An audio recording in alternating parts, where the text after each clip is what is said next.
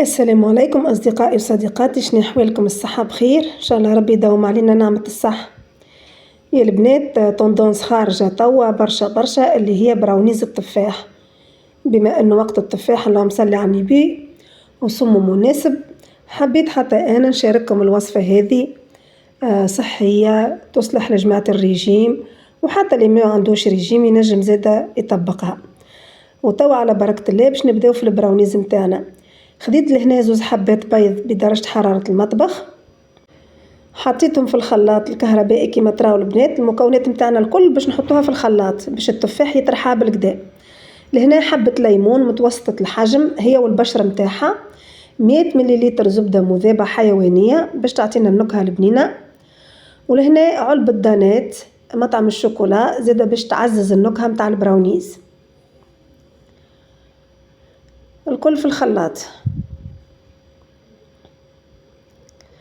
وهذوما البنات 8 حبات تفاح مقشرين نظاف، وحطيت معاهم حكار 3 ملاعق أكل ما زهر. الحجم متاع التفاح متوسط البنات، ما هوش كبير ما هوش صغير، وما زهر باش يسهل لي الركض متاع التفاح بطبيعة الحال، ويزيد يعطي نكهة بنينة. هاو نركضوهم.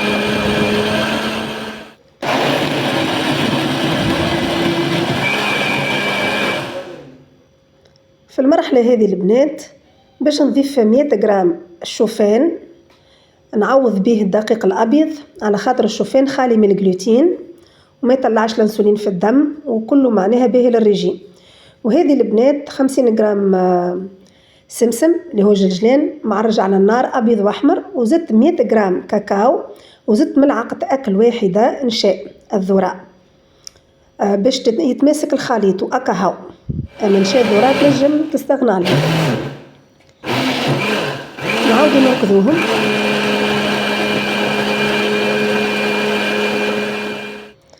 توا البنات باش نضيف المكونات الأخيرة، أما حبيت نوريكم التكستور والقوام متاع المزيج. توا البنات باش نضيف المكونات الأخرى اللي هي كيس سكر فاني الوزن متاعه 7 غرامات،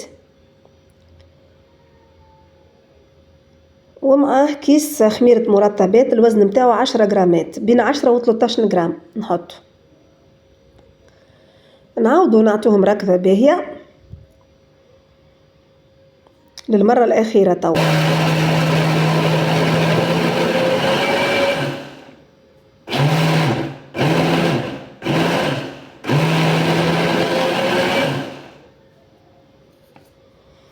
ولهنا البنات حضر معنا المزيج. هاو القوام متاعو النهائي كما تراو، حاجة متوسطة، لا هي معناها سائلة ولا هي خاثرة برشا.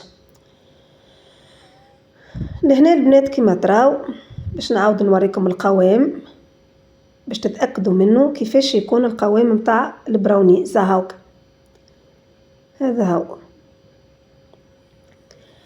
كما تراو. خذيت مول بيريكس طبق متاع فرن، دهنته بشوية زيت ورشيته بالفارينة.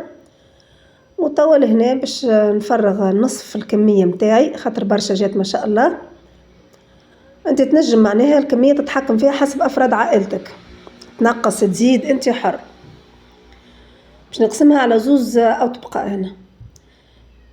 ولهنا آخر حاجة باش نضيفها للبراونيز متاعي شوية حبيبات شوكولا سوداء ماذا بيك تعطي مطعم بنين، وشوية فواكه جافة مشكلة اللي عندك في الدار، ما يستحقش معناها باش تكثر على روحك وتعملها مكلفة معناها باللي موجود.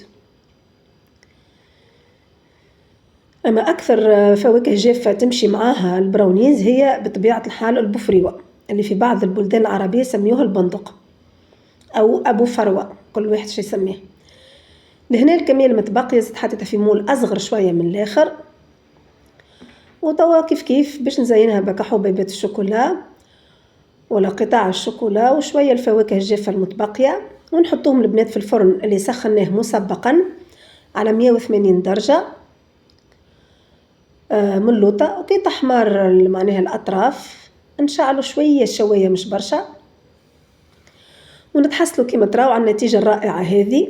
هيك بالنسبة للفرن البنات كل واحد يعرف الفرن متاعه ينجم يتحكم فيه بالطريقة اللي متوالف بها. هذه النتيجة النهائية البنات. شوفوا ما شاء الله قداش معناها هش وخفيف البراونيز متاعنا. حضر معانا طو بطبيعة مش باش نقصوه هو سخون خاطر يعجن، لازمنا نخليوه يبرد شوية حتى سويعتين من زمان او من غدوة نقصوه ونقدموه صحة وبالشفاء اللي ياكلوا. هذا من غدوة كان البنات خبيته حفظته في الثلاجة وتوا مديته هاني باش نقصه معاكم. تراو معناها قداش خفيف من داخل، يعمل 66 كيف وصحي للغاية.